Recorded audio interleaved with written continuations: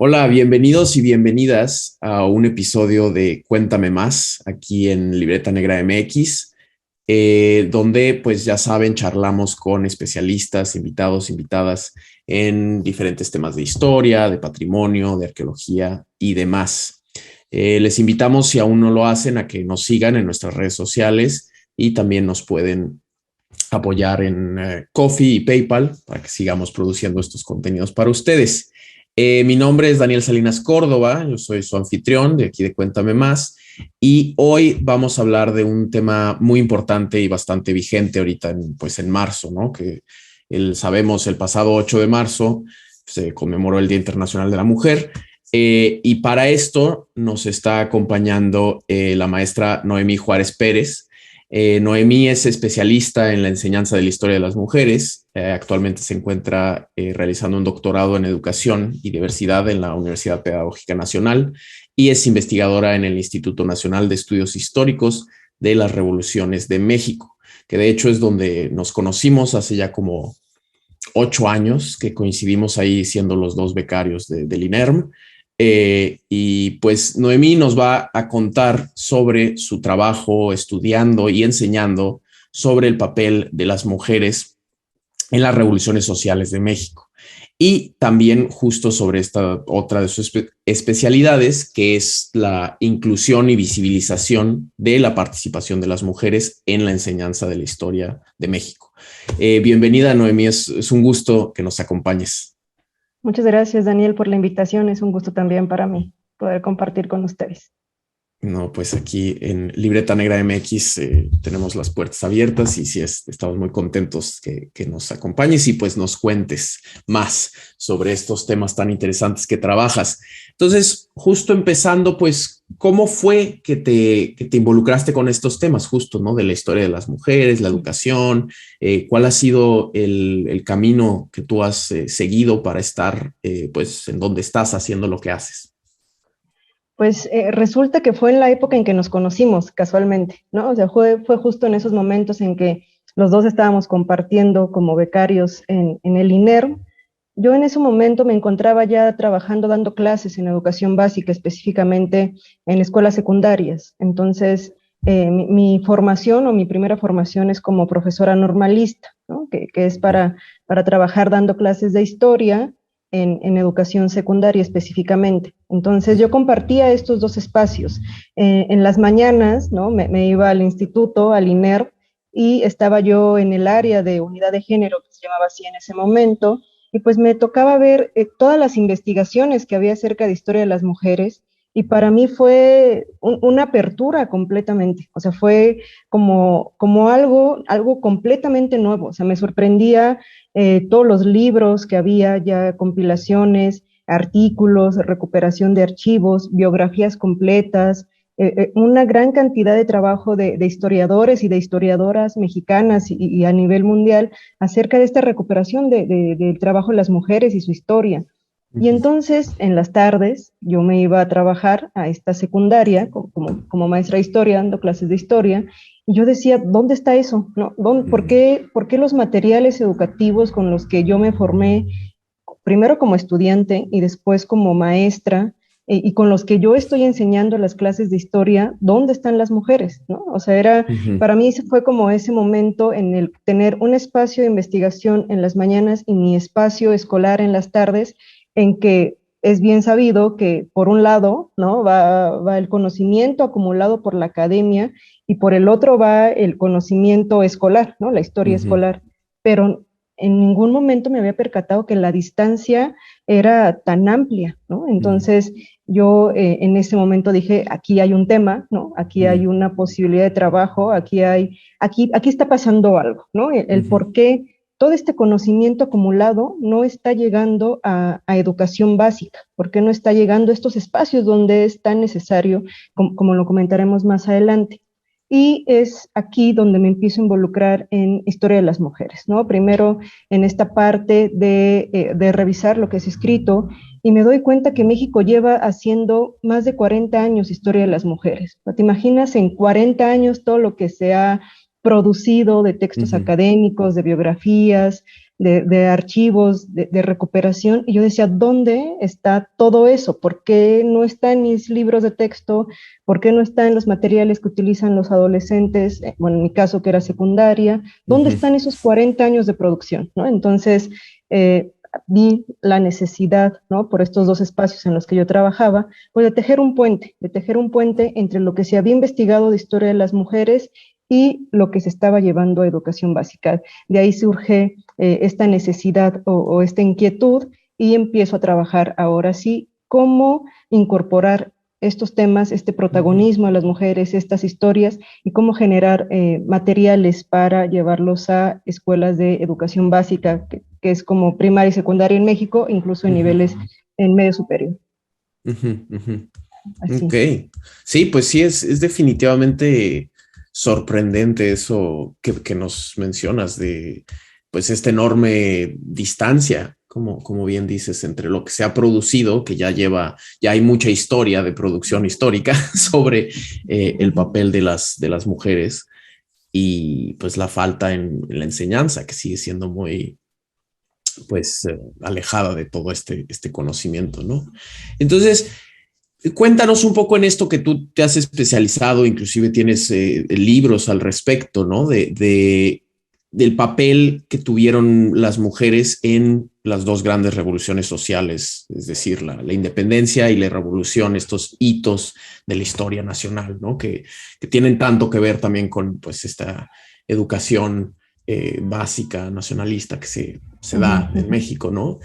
¿Cuál es el papel que tuvieron las mujeres? Que hay tanto estas figuras, no sé, la corregidora, las Adelitas, como pues las muchas mujeres anónimas que no tienen esta fama, qué papel tuvieron, y también si nos puedes contar un poquito de cuáles son las fuentes principales para pues justamente construir estas historias que por tanto tiempo se han dejado de lado.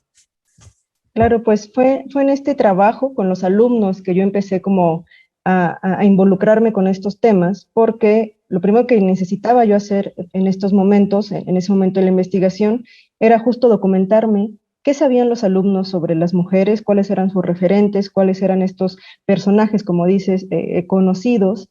Y yo recuerdo que en un primer sondeo me decían Sor Juana, ¿no? Sor Juana Inés por el billete de los 200 pesos, Frida Kahlo, ¿no? Como en toda esta mercadotecnia que hay acerca de las ventas de pintura, los llaveritos, los recuerdos, y ahí acababa, ¿no? En algún momento aparecía el nombre de Josefa y ya, ¿no? O sea, era todo lo que, si tú les preguntabas en que alguna mujer que fuera referente tanto a nivel nacional, a nivel mundial, alguna actriz, ¿no? Tal vez de música de banda en ese momento, pero hasta ahí concluía esta primera lista, ¿no? Entonces, empiezo yo a ver cuáles son esos mensajes que nos llegan, ¿no? Cuáles son esas participaciones que nos llegan, y empiezo con los libros de principios del siglo XX, ¿no? Empiezo como a ver cómo se ha ido construyendo este discurso de la heroína, de qué mujeres aparecen, por qué aparecen, y hay uno en particular que es La historia del pueblo mexicano, de José María Bonilla, este libro que se publicó en 1922, es decir, hace 100 años, y en un pie de foto está Miguel Hidalgo y está José Ortiz, y dice, Miguel Hidalgo fue el cerebro de la idea de la emancipación, Josefa el corazón, ¿no? Entonces, si tú te empiezas a dar cuenta, empiezas a leer los textos, las imágenes de estos libros de texto, pues son la esposa de, la pareja de, la acompañante de, ¿no? Es decir, no participan por motivos propios, no tienen unos por qué, sino van en un papel, pues no protagónico, sino solamente de acompañamiento. Y esos son los discursos que nos están llegando, ¿no? Entonces, en lo mismo en las imágenes, yo contaba, ¿no? ¿Cuántas veces aparecen, primero, cuántas veces aparecen hombres y mujeres, ¿no? No sé, había diferencias entre 32 imágenes con varones en un solo bloque y 3 de mujeres, ¿no? Pero no solamente era lo cuantificable, que eran diferencias enormes, sino cuál es el discurso que están proyectando esas imágenes. Como te decía, es el corazón, lo emotivo, la esposa, nada más, ¿no? Entonces, ¿Qué va a pasar con esto? Que cuando yo les preguntaba a los jóvenes cómo habían participado las mujeres, tanto en el proceso de independencia o revolución, pues encontraba como no hicieron nada, ¿no? No han participado, eh, no son un modelo a seguir, son el sexo débil, no son importantes. Y cuando tú cuestionas así de, bueno, ¿y por qué consideras que no han hecho nada, que no son importantes, que esto? Su respuesta era, pues porque no hay otra cosa que diga lo contrario, ¿no? No, no hay fuentes, no hay algo que diga, estuvieron ahí, participaron, hicieron esto. Y aquí venía lo interesante, porque por ejemplo, en el texto de Genaro García, todo el tomo quinto de Documentos Históricos Mexicanos, son 7 volúmenes, todo el tomo quinto son expedientes de mujeres que fueron juzgadas por insurgencia.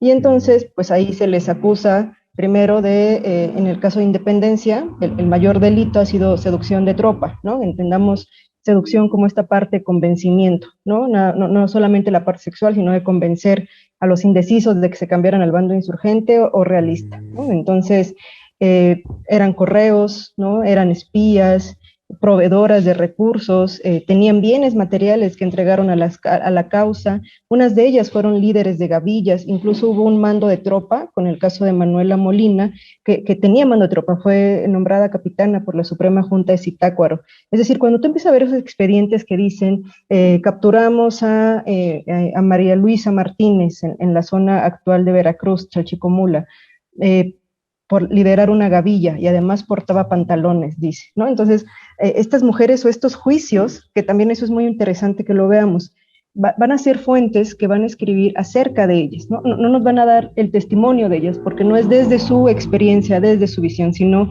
desde su captor, ¿no? Desde el juez realista, desde el párroco, desde el capitán que las detuvo, y entonces van a decir, esta mujer es mala, ¿no? Esta mujer transgrede, nunca va a ser una buena mujer. Además de ser acusadas de ser insurgentes, pues se les acusaba de eso, ¿no? De qué hacía portando pantalones, ¿no? De qué hacía transgrediendo el orden. Así es que gran parte de las fuentes que nosotros encontramos para estudiar esta participación de las mujeres, pues debemos tener muy claro que las vamos a leer desde la vista de quien en ese momento estaba en el poder, ¿no? Hay una carta que a mí me parece muy importante para ejemplificar esto, es la carta de Rita Pérez. La detienen, ¿no? Porque ayuda a escapar a Javier Mina, ¿no? En el norte, y es capturada, la detienen y ella manda una carta, sabía leer y escribir, que ahorita también comento al respecto, y ella le dice a su captor, al comandante, que pues que ella nos explique el por qué la detuvieron, ¿no? Si ella lo único que hace son las labores propias de su sexo, ¿no? Entonces ella dice, yo, ¿qué voy a saber de política? ¿Qué voy a saber de todo esto si lo único que me dedico yo son a las labores propias de mi sexo? Entonces si tú le dices a los alumnos, yo les comentaba, ¿cómo participa Rita Pérez? Me dicen, bueno, pues ella misma dice en su carta que ella ni estaba involucrada, ni sabía del tema, y pues era mujer, ¿cómo iba a estar en esas cosas, no? Pero bueno, si tú analizas la fuente y dices, está capturada, está detenida, trata de convencer al comandante que la captura de que la libere. No vas a exponerte ni le vas a decir, oye, pues anduve administrando el campamento insurgente, ayudé a escapar, estaba así, o sea, esas fuentes también hay que, pues lo que es el trabajo de historiador, ¿no? Como preguntar, cuestionar, y si nosotros seguimos investigando sobre Rita Pérez, pues incluso te digo, era conocida como la generala Moreno, ¿no? También por esta relación con Pedro Moreno, víctima también de algo muy frecuente con las mujeres de este periodo en el que, bueno, de la guerra, en el que eran capturadas ellas o sus hijos y eran intercambiados, ¿no? Eran como moneda de cambio. A Rita Pérez le quitan una hija al momento de que huyen, a Guadalupe tenía 2 años, y le dicen, bueno, te entregamos a tu hija a cambio de que Pedro entregue a cierto comandante realista, y Pedro le dice, bueno, va a ser imposible hacer el canje porque ya lo mandé fusilar, ¿no? Entonces así pierde Rita a una de sus hijas, que te digo, era como en la infancia y en el caso de las mujeres, pues era muy frecuente que te utilizaran para estar intercambiando soldados o tropa. Entonces, pues muchas de estas fuentes, te digo, pues van a ser desde la visión del captor, entonces también hay que leerlas desde ese punto, cuestionarlas desde ese punto, porque pues estamos hablando que en la Nueva España, eh, la población era en su mayor parte, no sabía leer ni escribir, ¿no? Entonces, y además, pues la mayor parte de la población era de los medios rurales, ¿no? Solamente 20% estaba concentrado en las ciudades. Entonces, tenemos casos como Leona Vicario, que en efecto, pues era una mujer sumamente culta. ¿Por qué? Bueno, porque su condición social, económica, ¿no? Imagínate ser hija única, ¿no? Del segundo matrimonio de su papá, de una tradición minera, ¿no? Comerciantes. El tío había sido rector de la universidad. Entonces estamos hablando que tenía un capital, ¿no? Económico, cultural muy, muy, muy importante. Y entonces Leona aprende a leer y escribir perfectamente, habla francés, lee francés, pintura, ¿no? Clases particulares, ese tipo de educación que queda fuera, ¿no? Del común de las mujeres. Sí. Y entonces de ella podemos reconstruir su historia con mayor facilidad. ¿Por qué? Porque tenemos incluso sus pensamientos, ¿no? Tenemos su voz, tenemos su experiencia.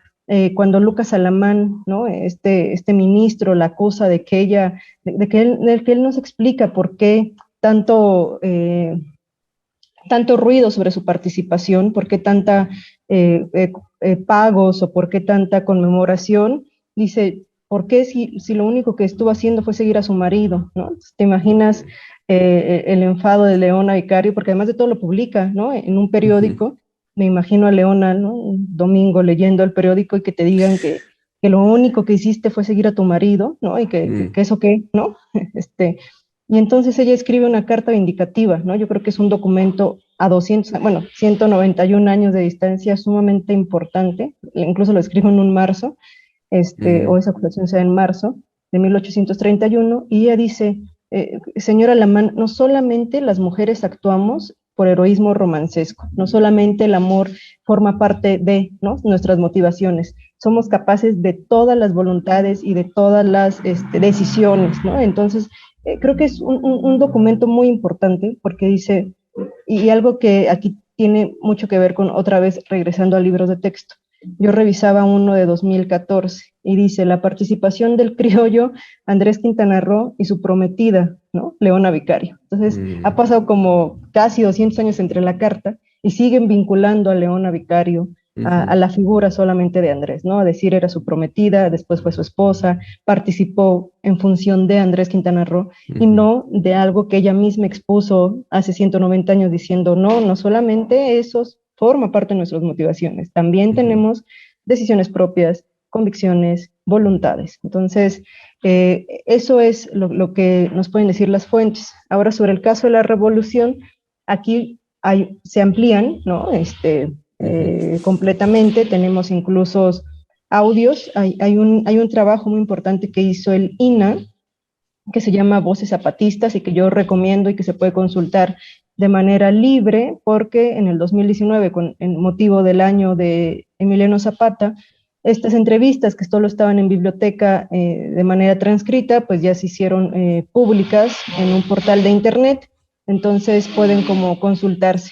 Voces Zapatistas recopila 157 entrevistas, son más de 300 horas de entrevistas, y vamos a tener algunas de mujeres, ¿no? Y entonces, ¿qué es lo importante en estos? Es que te van a hablar de la vida cotidiana, te van a hablar de lo que comían. Hay una que me queda muy marcada que dice, en 1918, cuando también se estaba viviendo una epidemia aquí en México, más el proceso revolucionario, dice, ya no había comida, se había acabado el maíz, se habían acabado las raíces, se había acabado esto, pues tuvimos que comernos a los perros, a los burros, ¿no? Entonces, te hablan de ese día a día, ¿no? Que difícilmente en revoluciones como la independencia o la propia Revolución Mexicana, pues dejas de lado, ¿no? Te vas como a ese episodio político, a la participación de los caudillos, ¿no? Pero este día a día, creo que recuperar esas voces, pues te hablan acerca de cómo tenían que huir de los carrancistas cuando se estaban quemando los pueblos, de cómo se involucraron a la revolución, porque muchas de ellas fueron raptadas, incluso por el mismo Emiliano Zapata.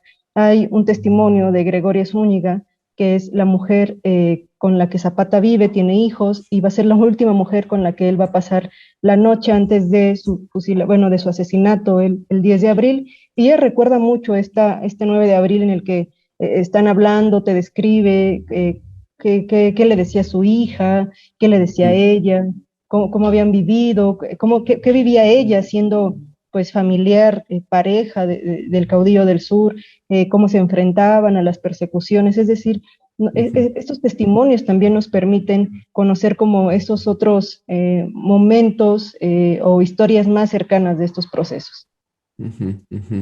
Sí, no, es bien, bien interesante esto que nos cuentas y cómo estas mujeres, muchas de ellas no solo estaban como pues levantándose en contra de, o de los españoles o en la Revolución Mexicana, en contra de pues Porfirio Díaz o demás del complejo, el conflicto político, perdón, sino también estaban rompiendo moldes de género, ¿no? Moldes sociales de esto que mencionas de pues sí, de cómo se defienden y de su propia participación es muy, muy importante. Y sí, pues cómo son dejadas de lado, ¿no? En la historia, esta historia oficial, la que se enseña, la que se... Y yo diría también mucho en la historia como popular, ¿no? No tienen realmente una visión, una presencia muy fuerte, muy marcada hasta muy recientemente. Y esto me lleva un poco a la siguiente pregunta, que es, pues sí, tradicionalmente así la historia con H mayúscula, ¿no?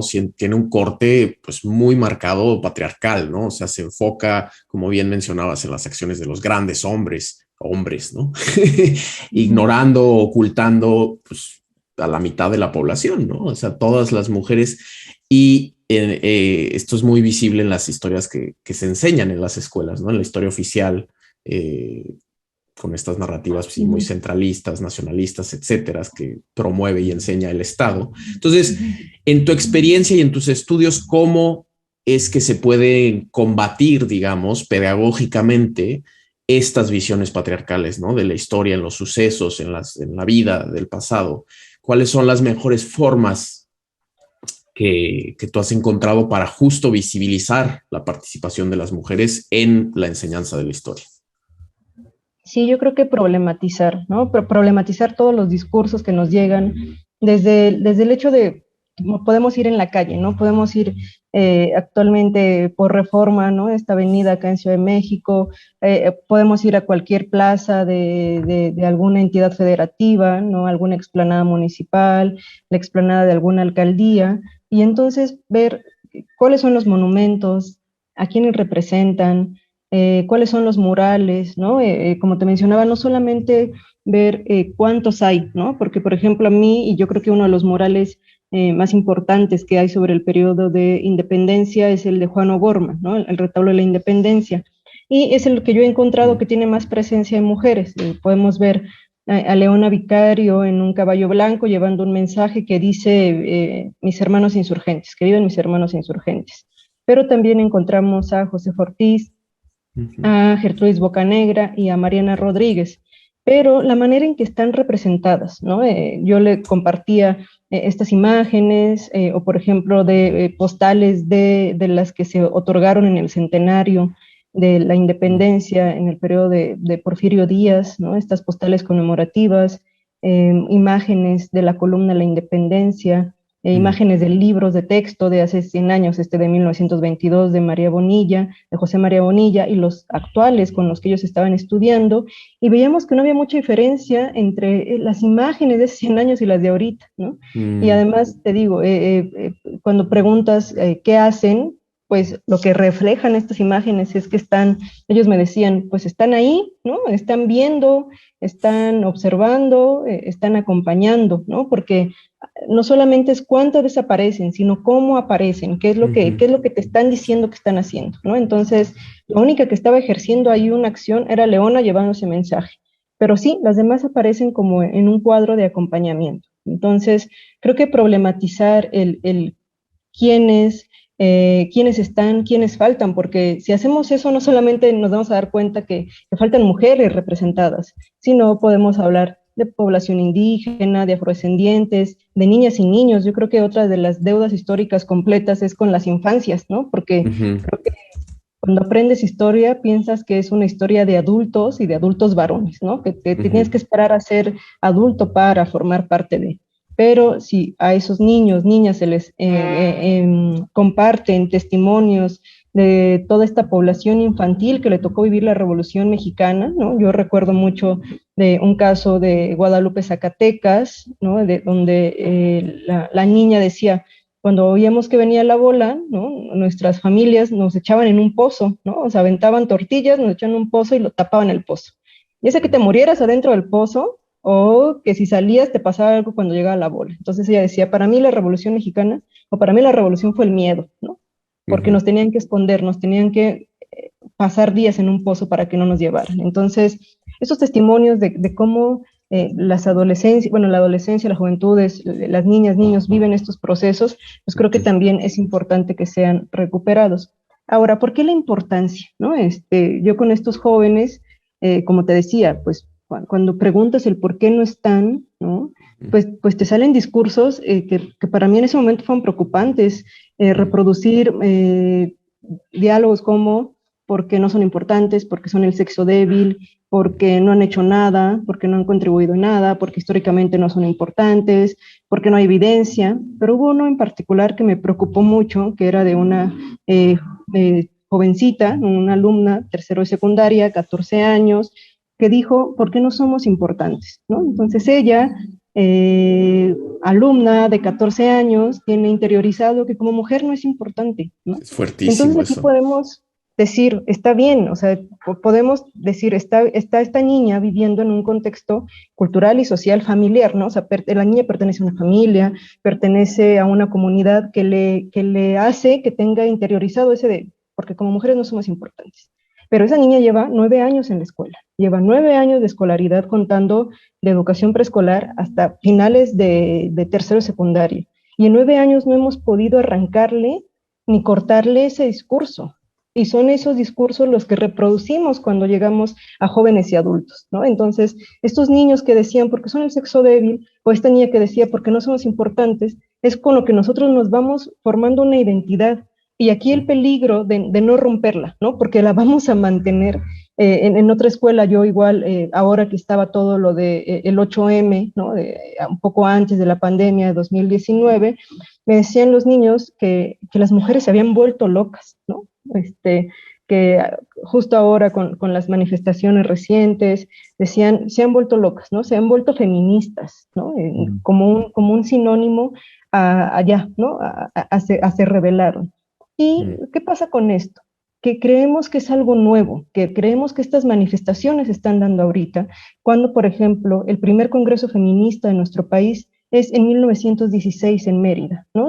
Ya hay una reunión de mujeres, de maestras sobre todo, en el que se está discutiendo el voto, la educación sexual, ¿no? El que se lleven clases de biología a educaciones primaria, que se dé sobre todo, lo que buscaban era la educación coeducativa o la coeducación. ¿Por qué?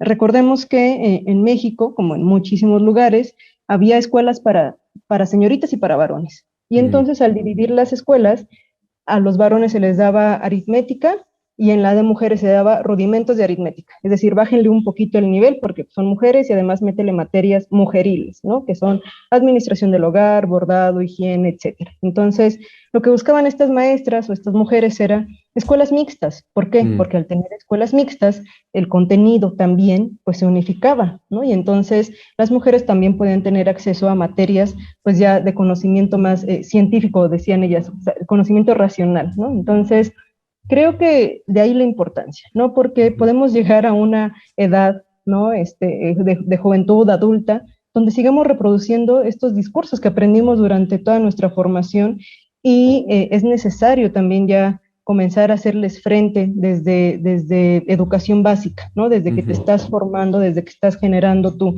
identidad, para que veamos que pues, todos hemos contribuido a la formación de la sociedad mexicana. Y sobre todo, y particularmente en el caso de las mujeres, como para responsabilizarte de los derechos, ¿no? O sea, por ejemplo, en el libro de primaria, de quinto particularmente, habla acerca del voto de la mujer, pero la narrativa dice que el 17 de octubre de 1953 la Constitución se modifica, ¿no?, en el artículo 34 y se le otorga el voto a las mujeres. Si esa narrativa te dice que la Constitución es un ente, ¿no?, que ese día decidió cambiar por sí mismo y dijo, hoy voy a despertar y hoy voy a otorgar el voto, ¿no? Hoy quiero cambiar.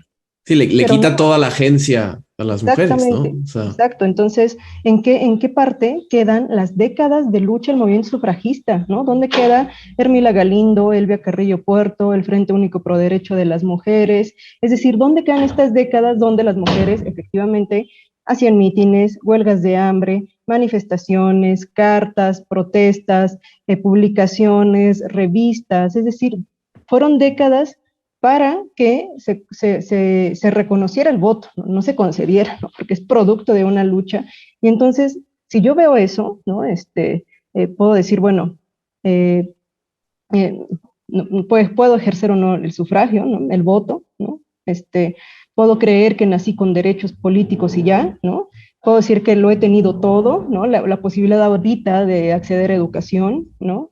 Pero si nosotros podemos a pensar, mi abuela nació sin derechos políticos, o sea, es algo muy cercano. O sea, mi abuela cuando nace y cuando crece y cuando siendo joven, mi abuela no puede votar, no tenía reconocimiento. Así es que creo que conocer estas historias, conocer este trabajo, pues nos responsabiliza con los derechos que tenemos ahorita y además nos involucra con los que faltan por conseguir, ¿no? Y entonces, pues nos responsabiliza a ejercer y a luchar por lo que todavía falta para las siguientes generaciones, como le tocó a las mujeres que nos tienen en estos momentos en los lugares donde estamos también nosotras. Sí, sí, sí. Y cómo, en este sentido, ¿cómo ves como la situación actual? ¿Crees que sí se están logrando cambios más allá de, pues, a nivel individual de si el profesor o la profesora le presta atención a estos temas? O sea, más estructuralmente, ¿cómo está la situación actualmente en México de la Mira, yo creo que enseñanza?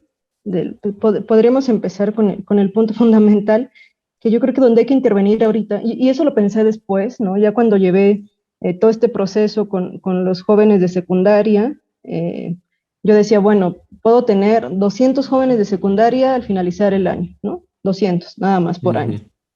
Pero yo creo que entonces, para tener un mejor alcance, donde se debe trabajar es con los maestros, ¿no? Con la Claro, formación docente. Y sí. entonces, ¿por qué? Porque esa forma, el maestro va a tener 200 alumnos el siguiente año, ¿no? Y entonces al final ya no van a ser 200. Si tuviste 5 maestros, van a ser 1000, ¿no?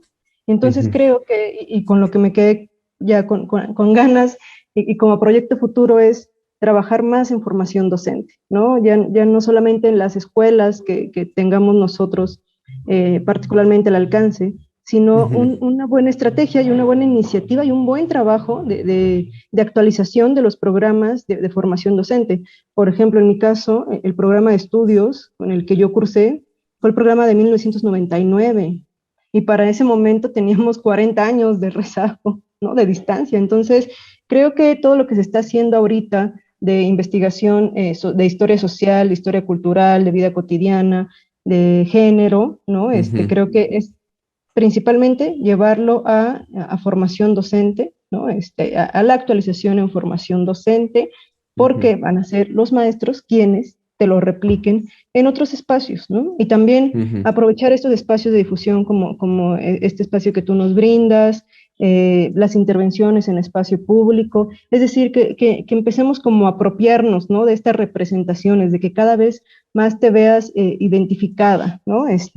Había como una discusión ahorita con lo del Paseo de las Heroínas, que fue como una iniciativa reciente de colocar estatuas de mujeres en Paseo de la Reforma, en donde había 77, me parece, varones, y aunque puede parecer una pérdida, ¿no?, o algo que nada más es un monumento, pues veámosle la parte simbólica, ¿no?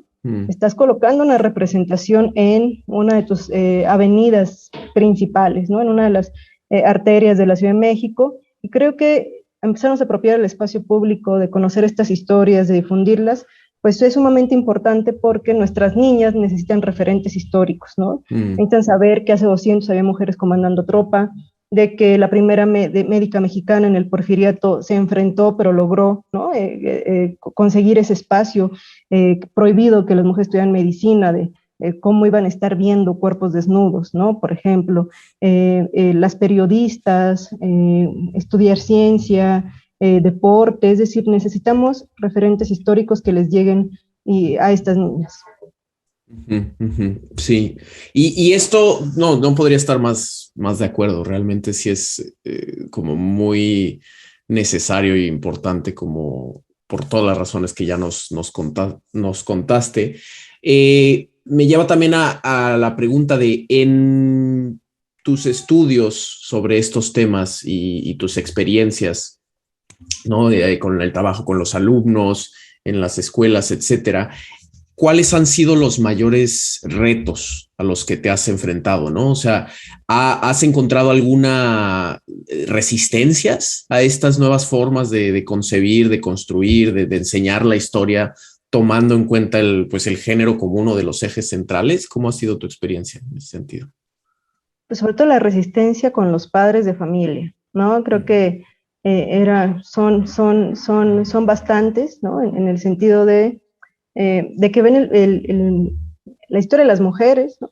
La perspectiva de género, el feminismo, ¿no? Te digo, como que es concebido como algo malo, ¿no? De hecho, estaba yo esperando trabajar algún texto, porque me quedó muy marcada la frase del niño, es así son malas, se volvieron feministas, ¿no? Como relacionar la palabra feminismo con rebeldía, con algo malo, con algo en lo que te convertiste para mal, ¿no? Entonces, como que esa es la parte de la resistencia, de creer que pues es algo nuevo de entrada, ¿no? Te digo, piensan que las protestas, que las manifestaciones, que el alzar la voz, que el buscar, piensan que es algo nuevo, ¿no? Porque, y si uno lo analiza es así, pues está bien, o sea, sí piensas que es algo nuevo porque nunca te dijeron que hace 100 años las mujeres querían una educación sexual, estaban tratando de impartir este folleto de Margaret, es una enfermera estadounidense en el que habla de la planificación sexual, ¿no? Estamos hablando de 1916, y si nos damos cuenta han pasado 100 años, y ahorita estamos hablando acerca de necesidad de educación en métodos anticonceptivos, de educación sexual. Son 100 años en los que esa demanda ha estado, ¿no? La maternidad deseada, por ejemplo, los espacios que si bien se han ganado, pero si nosotros pensamos en cuántos puestos de mandos hay de mujeres, pues es completamente contrario a la población que yo lo pensaba, por ejemplo, en educación básica, ¿no? Un fenómeno que es la feminización del magisterio, ¿no? ¿Cuántas maestras hay en el magisterio? Pero ¿cuántos secretarios de educación hay? ¿Cuántos secretarios de educación hay? ¿No? O sea, es como sí la base, pero quien tiene puesto de mando, quien puede decidir, pues son los lugares que todavía no puedes llegar ni tocar ni alcanzar, porque son los que ya están asignados y dados, ¿no? Entonces, si nosotros nos ponemos a ver la estadística, en ciencias pasa lo mismo, cuántas ingenieras, ¿no? ¿Y por qué se da todo esto? Pues también tiene mucho que ver en cómo ciertas profesiones, ¿no? Es como la extensión de ser mamá, ¿no? Tipo porfiriato. ¿Cuál era la profesión a la que las mujeres pueden ingresar a la vida profesional, a profesionalizarse? El ser maestras, ¿no? Se abren las normales, pueden estudiar la docencia, pero porque era vista como una extensión de ser mamá, ¿no? Como esta parte del cuidado, de atender a los niños, ¿no? Entonces, ya cuando empiezan, por ejemplo, Matilde Montoya, que quiere ser médica, Columba Rivera también, que quiere ser médica, la primera ingeniera, la abogada, Margarita Crom, que es odontóloga, es cuando dicen, a ver, momento, ¿no? O sea, maestra, ya, ¿no? Porque es como ser mamá. Entonces, creo que todavía, si nosotros ahorita lo pensamos, es a cuántas nos han dicho que cierta profesión no, o cuál tú ya tienes interiorizado, que ese sí es de mujeres y cuál es la de hombres, por ejemplo, ¿no? Sí, sí, sí. Sí, no, y es... pero entonces, o sea, de estas, como de los, pues, defensas, ves también defensas, como quejas, ¿no? Como por parte de resistencias, por parte de los padres, van alineadas, me imagino, también pues con estas opiniones de los niños, ¿no? O sea, de que es como, ¿por qué? Y más a final de cuentas en la escuela, con las infancias, es un tema tan delicado porque un poco con justa razón, pero se preocupa tanto los padres de, ay no, con los niños no, y estás formando a mis hijos y no los vas a como, me imagino, ¿no? Como contaminar con el feminismo. ¿Cómo ha sido pues lidiar con eso? Desde el espacio, o sea, por ejemplo, eh, si pensamos en nuestra época escolar, ¿no? ¿Quiénes estaban en el patio? ¿Quiénes utilizaban el patio? ¿No? Entonces, o sea, si yo pienso en mi momento de primaria y secundaria, quienes estaban en el patio utilizando la cancha y jugando, pues eran los niños, ¿no? Y a las niñas nos tocaba estar rodeando el patio, ¿no? O sentarse en la banquita o platicando, pero difícilmente podemos ocupar todos los espacios, ¿no? También yo leía un trabajo, un estudio de Marina Subirats, y entonces decía que cuando tú preguntas y levantan la mano, ¿no?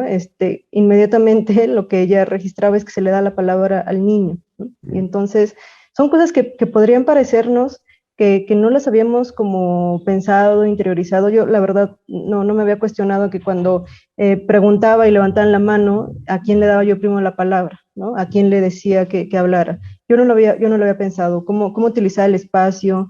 ¿Quiénes se apropiaban o no? ¿Quiénes quedaban a la orilla? Entonces, como lo tenemos ya tan normalizado, ¿no? Como lo vemos ya tan normal, pues a veces nos resulta complicado el decir, así no son las cosas o así no deben ser las cosas, ¿no? Por ejemplo, en la escuela es así de, bueno, quítate niña porque te van a dar un balonazo, ¿no? Entonces, o hazte a una orilla, o están jugando los niños, o son más agresivos, o no puedes porque te vas a caer, te van a pegar, vas a hacer esto. Entonces, creo que cuando lo hemos practicado así ya durante tantos años, nos cuesta mucho el poder primero identificarlo y después hacer algo, ¿no? Y entonces creo que ahorita hay como una iniciativa mayor, incluso en estos nuevos planes y programas que se están realizando en el gobierno federal, que se debe de incluir perspectiva de género, sobre todo en las clases de cívica y ética, porque eso también es un tema, ¿no?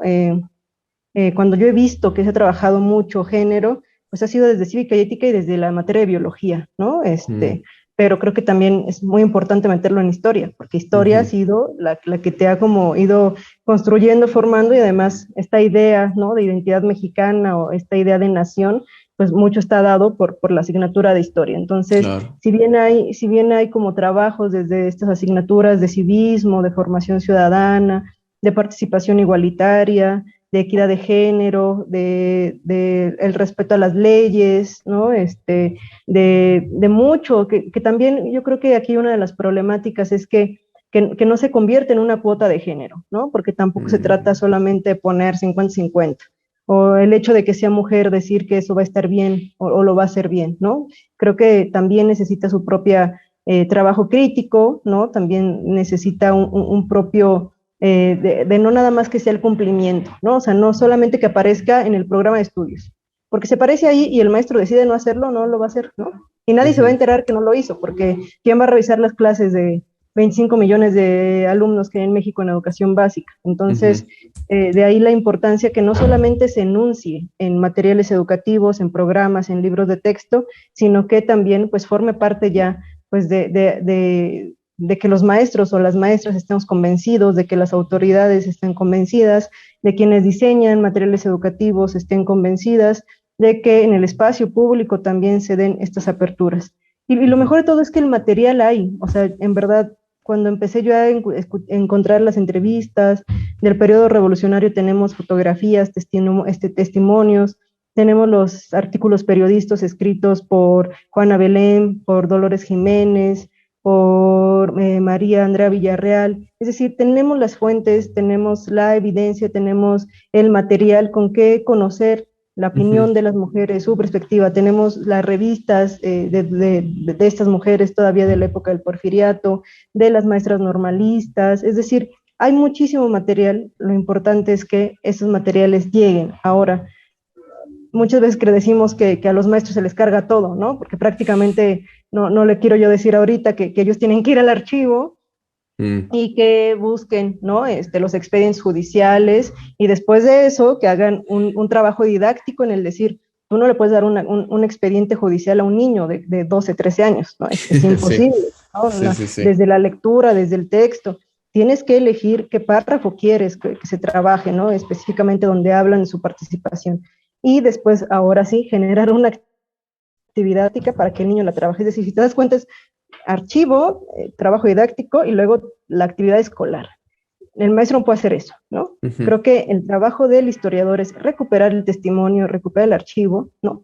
Después sigue el trabajo de lo que hacemos nosotros, que es convertir ese documento sería una transposición didáctica, o así le decimos, en algo que sea como el contenido, el tema, ¿no? El producto que quieres que llegue a la escuela, y ahora sí el maestro, pues implementarlo dentro de sus clases. Entonces es este caminito para que ya esta división, estos dos caminos que han estado completamente divorciados entre la historia académica y la historia escolar, pues tengan un puente en el que empiece a llegar, ¿no? Lo que se produce a las aulas.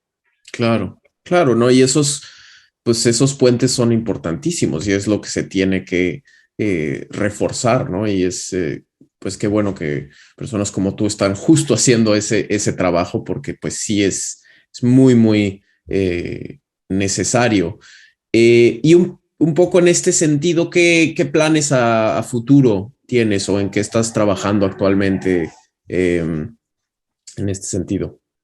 Pues ahorita adscrita al INER, ¿no? Después de años regresé, ¿no? Después de conocernos como becaria, seguí estudiando y después regresé a trabajar en específico ya al área de enseñanza de la historia.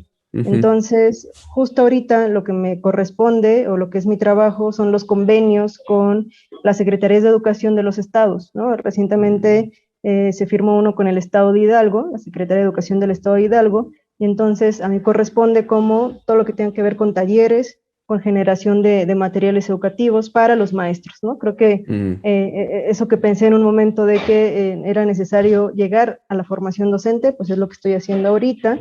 Perfecto, sí. Se imparten estas pláticas, se da como este contenido, presentaciones de libros, se le pone a disposición libros descargables, cápsulas, es decir, como hacer visible, ¿no?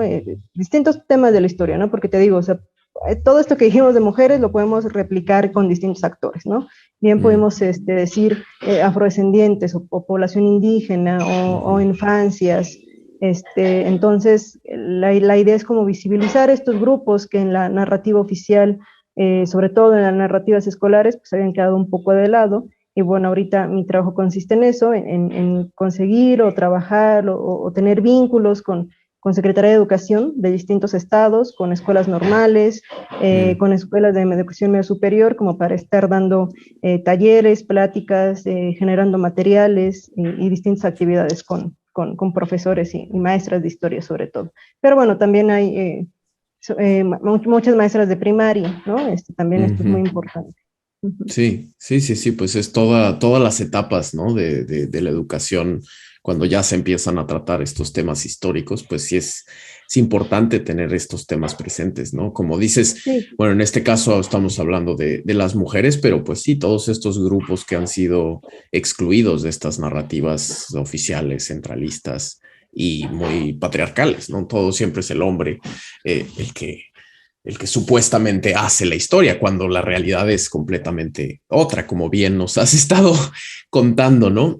Sí. Y sí, La algo querías importancia, agregar. sí, la importancia de la escuela, porque ya nada más como anécdota final, yo recuerdo mucho, esas cosas que no se te olvidan, cuarto de primaria, ya sabes, clásicas ceremonias cívicas de los lunes en escuela básica, y entonces nos tocaba hacer la representación de la batalla de Chapultepec, la de los niños héroes, ¿no? Entonces, yo me acuerdo que la maestra fue así de tú, Montes de Oca, tú, Escutia, tú.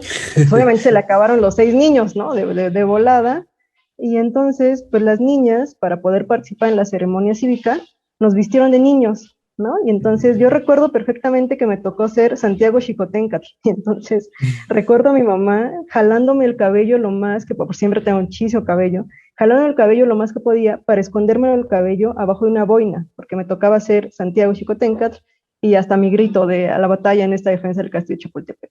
Entonces, imagínate a mí, una niña de 8 años, obviamente en ese momento, pues no tienes como sí es un discurso, es una narrativa, no, pero te queda grabado, o a mí me queda grabado que para estar ahí participando en la ceremonia cívica, en un evento de historia, de la batalla de los niños héroes, para hacer eso y para estar ahí, yo tenía que ser niño, yo tenía que ser hombre. Para estar ahí tenían que vestirme como hombre. Sí. Entonces, como que esas cosas sí se te quedan, ¿no? Entonces te digo, yo no lo pienso hasta ahorita, ¿no? Que digo, sí, yo en la primaria me vistieron de niño, ¿no? Para poder participar. Sí, no, pero sí tiene un impacto, ¿no? Definitivamente tiene un impacto en la formación, como mencionas, ¿no? Y ahora, bueno, ya para ir un poco cerrando, pero si en nuestros escuchas, por ejemplo, tenemos maestros, maestras, ¿dónde pueden acceder todos estos materiales que nos acabas de mencionar? ¿Dónde están disponibles para, pues, justo poder utilizar esos puentes que se están haciendo, como decías, entre la historia académica, ¿no? La producción de conocimiento histórico y la enseñanza de ese conocimiento histórico y actualizar respecto a, pues sí, este caso de la historia desde un punto de vista del género de las mujeres?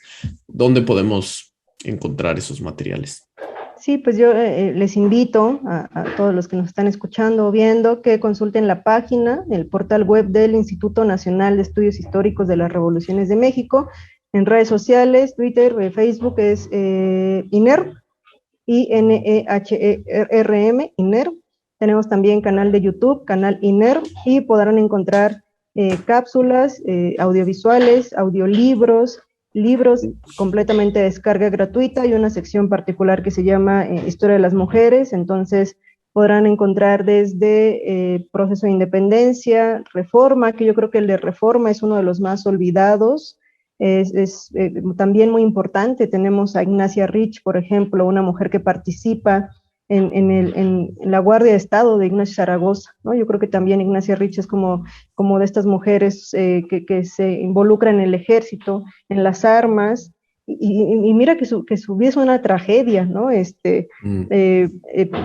Colabora, participa, te digo, forma parte del consejo del grupo de Zaragoza, y al final la molestan tanto, se burlan tanto, estuvo capturada en 3 ocasiones por los franceses, en una vez la mandan hasta Martinica, regresa, se vuelve a involucrar. O sea, al final ya fue tanto como denostarla, humillarla, que se coloca el mosquete en el pecho y se quita la vida, ¿no? En uno de estos campamentos del ejército republicano, ¿no? Entonces, pues vamos a encontrar muchas historias, muchos ejemplos, sobre todo documentos, ¿no? Tenemos una sección llamada Expedientes Digitales, donde, bueno, pueden encontrar cartas de Josefa Ortiz, ya con esta intención como de mucho recuperar su voz y su pensamiento, ¿no? No solamente lo que se puede decir de ellas, ¿no? O sobre ellas, sino también recuperando mucho el propio testimonio, la propia experiencia. Entonces, les invito a seguir al INERM en todas sus redes sociales o a consultar su portal web y sobre todo a buscar los libros. Hay una sección sobre biografías infantiles. Ahora en 2020 se publicó una biografía sobre Leona Vicario. Y algo muy importante, algo que se tiende mucho en la historia es personificarla, ¿no? Entonces, no solamente hablamos de Leona Vicario como un personaje, sino como alguien dentro de un colectivo que actuó, ¿no? De estas cientos de miles de mujeres de la insurgencia, pues también, o sea, como recuperar esta participación y no solamente, porque sería lo mismo, ¿no? A mí me decían mucho mis profesores, no se trata de bajar a Hidalgo y a Morelos y subir a Leona y a Gertrudis, pues estarías cayendo en la misma historia de bronce oficial, ¿no? Bajas a uno y subes a otro. Tienes que problematizar la historia, ¿no? Tienes que ver por qué están, quién no están, ¿no? Cómo. Sí, el contexto, ¿no? Pues buenísimo, nos aseguraremos ya saben, queridos escuchas, abajo en la descripción del episodio, ya sea si lo están viendo en YouTube o si lo están escuchando en una plataforma de podcast, de audio, ahí ponemos estos links para que puedan echarles un ojo y pues conocer estos materiales, sacarles jugo. Para pues sí, también conocer todas estas historias que muchas siguen siendo desconocidas, ¿no? Entonces, inclusive si no tiene nada que ver con la educación de la historia, pero algo les llamó la atención de lo que hemos comentado aquí, de lo que Noemí nos ha estado compartiendo, pues dense una vuelta y revisen estos materiales que nos comparte. Noemí, ¿algo más antes de ya cerrar el episodio de hoy? ¿Algo más que crees que hace falta agregar, que no se mencionó sobre estos temas? Pues nada, los invitamos a consultar todas estas experiencias y pues esta necesidad, ¿no? de tener historias pues en las que sentirse identificados, ¿no? En el caso, por ejemplo, también en la revolución de este coronel transgénero, ¿no? Que muchas de estas mujeres pues se masculinizan también en un sentido de defensa, ¿no? Imagínate, ahorita que estamos en un momento de paz en nuestro país, de supuesta paz, cómo está el tema de la violencia sexual, por ejemplo, ¿no? Imagínate en un periodo de guerra, pues, de guerra civil, pues muchas de estas mujeres tienden a masculinizarse, ¿no? Sí, o sea, Petra pasa a ser Pedro, Ángela Jiménez, Ángel Jiménez, Amelia Robles pasa a ser Amelio Robles, pero mientras el resto regresa a su identidad femenina, ¿no? A su rol, a su nombre, a su vestimenta, todo, terminado el proceso revolucionario o su participación, Amelio se mantiene 7 décadas más como Amelio, ¿no? Entonces muere siendo Amelio, quería ser Amelio, ¿no? Es una, dice Gabriela Cano, es una masculinidad deseada, ¿no? Es como este proceso de revolución, como participar en el ejército zapatista le da esa posibilidad de ser quien quiere ser, ¿no? Claro. Y Amelia quiere ser Amelio. Entonces, como que estas historias donde podemos, te decía yo, como la cotidianidad, ¿no? El hecho de ver que también hay historias que a él la revolución le da esta oportunidad de transgredir y después de mantenerse en lo que él quería hacer, ¿no? Entonces creo que acercarnos a estas historias en las que somos como muy humanas, ¿no? Sobre todo, que con las que sentirnos que sí nos podemos relacionar y no algo tan lejano, ¿no? Muchas veces. Sí, no, estoy completamente de acuerdo. Qué buen, pues sí, consejo y muy cierto de verse reflejado en la historia y poder, pues sí, como iluminar todos estos aspectos de la diversidad que hay en el pasado, que el pasado no es uno y no es nada más de hombres y no es nada más de, ¿no? Eso es bien, bien importante y pues sí, muchas felicidades por el trabajo que tú estás haciendo, pues al respecto. Y pues bueno, no queda nada más que agradecerte por acompañarnos el día de hoy, por contarnos más sobre justo tus investigaciones, tus experiencias, tu conocimiento. Y bueno, agradecerles a ustedes también, queridos escuchas, invitarlos igual nuevamente, si no, aún no nos siguen, a nosotros aquí en Libreta Negra MX, nos pueden encontrar en Facebook, en Twitter, en Instagram, en YouTube y en las plataformas de podcast. Síganos para pues conocer más a nuestros contenidos y programas. A mí personalmente me encuentran en Twitter e Instagram también, como Daniel Salinas 00. Y si gustan apoyarnos más, pueden recomendar nuestros contenidos, ¿no? Si este episodio les pareció interesante, si piensan que alguien podría interesarle encontrar, beneficiarse de lo que aquí están escuchando, pues compártanselo, no les cuesta nada y a nosotros nos ayuda mucho pues a llegar a más personas. Y si nos gustan apoyar más, pues nosotros somos un proyecto de divulgación independiente que nos mantenemos a partir de sus donaciones, que nos pueden apoyar económicamente a través de Ko-fi o de PayPal. Igual abajo vienen todos los links de estas cosas, para pues que podamos seguir creciendo y produciendo estos contenidos para ustedes. Noemí, nuevamente, muchísimas gracias por acompañarnos. Y pues, gracias, Daniel. Y pues nos despedimos. Nos vemos en 2 semanas para otro episodio de Cuéntame Más. Hasta luego y bonito día.